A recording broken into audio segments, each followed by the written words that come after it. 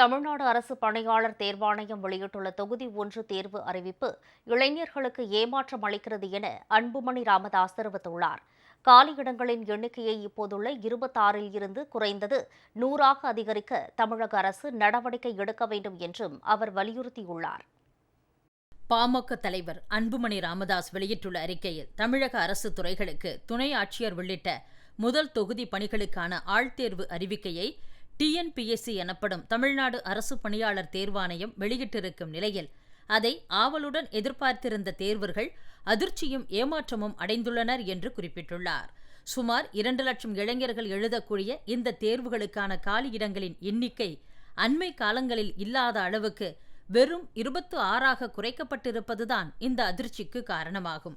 தமிழ்நாட்டில் துணை ஆட்சியர், மாவட்ட காவல்துறை கண்காணிப்பாளர், வணிக வரித்துறை உதவி ஆணையர், கூட்டுறவுத்துறை துணை பதிவாளர், பதிவுத்துறை மாவட்ட பதிவாளர், தொழிலாளர் நலத்துறை உதவி ஆணையர், ஊரக வளர்ச்சி உதவி இயக்குநர், மாவட்ட வேலைவாய்ப்பு அலுவலர், மாவட்ட தீயணைப்பு அலுவலர் உள்ளிட்ட 10க்கும் மேற்பட்ட பணிகளுக்கான தொகுதி 1 தேர்வுகளை தமிழ்நாடு அரசு பணியாளர் தேர்வாணையம் நடத்தி வருகிறது.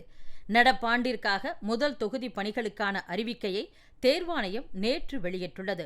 அரசு துறைகளில் காலி பணியிடங்களின் எண்ணிக்கை அதிகரித்திருப்பதால் குறைந்தது 100 பணியிடங்களுக்காவது ஆள்தேர்வு அறிவிக்கை வெளியிடப்படும் என்று எதிர்பார்க்கப்பட்ட நிலையில் 12 துணை ஆட்சியர்கள், 8 மாவட்ட பதிவாளர்கள், 3 கூட்டுறவு துணை பதிவாளர்கள், 2 வணிக வரி உதவி ஆணையர்கள், 1 தொழிலாளர் நல உதவி ஆணையர் என 26 இடங்களுக்கு மட்டுமே அறிவிக்கை வெளியிடப்பட்டுள்ளது. அரசு வேலைக்காக காத்திருக்கும் இளைஞர்களை இது எந்த வகையிலும் திருப்திப்படுத்தாது.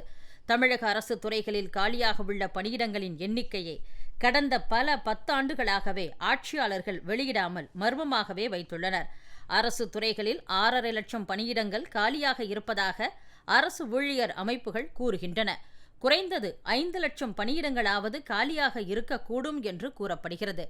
மொத்த காலியிடங்களில் முதல் தொகுதி பணிகளின் எண்ணிக்கை 0.1 விழுக்காடு என்று வைத்துக் கொண்டால் கூட குறைந்தது 500 பணியிடங்கள் காலியாக இருக்க வேண்டும். ஆனால் வெறும் 26 பணியிடங்களுக்கு மட்டுமே ஆள்தேர்வு அறிவிக்கை வெளியிடப்படுகிறது என்றால் காலியிடங்களை நிரப்பவும் இளைஞர்களுக்கு வேலை வழங்கவும் தமிழக அரசுக்கு ஆர்வம் இல்லை என்றே தோன்றுகிறது. முதல் தொகுதி பணியிடங்களை நிரப்புவதற்காக கடந்த 10 ஆண்டுகளில் 6 முறை போட்டித் தேர்வுகளை தமிழ்நாடு அரசு பணியாளர் தேர்வாணையம் நடத்தியுள்ளது. இவற்றில் எந்த ஆண்டிலும் இவ்வளவு குறைவாக ஆட்கள் தேர்வு செய்யப்படவில்லை. அடுத்தடுத்து ஆள்தேர்வு அறிவிக்கை வெளியிடப்பட்ட ஆண்டுகளில் கூட 2020ஆம் ஆண்டில் 69 பேரும், 2025ஆம் ஆண்டில் 70 பேரும் முதல் தொகுதி பணிகளுக்கு தேர்ந்தெடுக்கப்பட்டுள்ளனர். கடந்த 10 ஆண்டுகளில் 545 பேர் தேர்ந்தெடுக்கப்பட்டுள்ள நிலையில் ஆண்டுக்கு சராசரியாக 55 பேர் தேர்வாகியுள்ளனர்.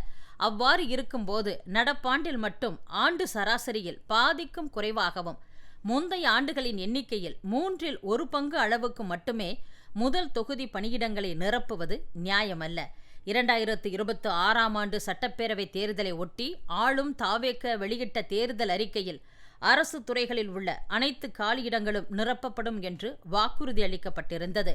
கடந்த கால ஆட்சியாளர்களுக்கு மாற்றாக புதிய கட்சியை தமிழக மக்கள் ஆட்சியில் அமர்த்தியுள்ள நிலையில் இந்த ஆட்சியில் அனைத்து காலியிடங்களும் முழுமையாக நிரப்பப்படும் என்று இளைஞர்கள் நம்புகின்றனர். ஆட்சி மாற்றத்திற்காக வாக்களித்தவர்களில் பெரும்பான்மையினர் அவர்கள்தான்.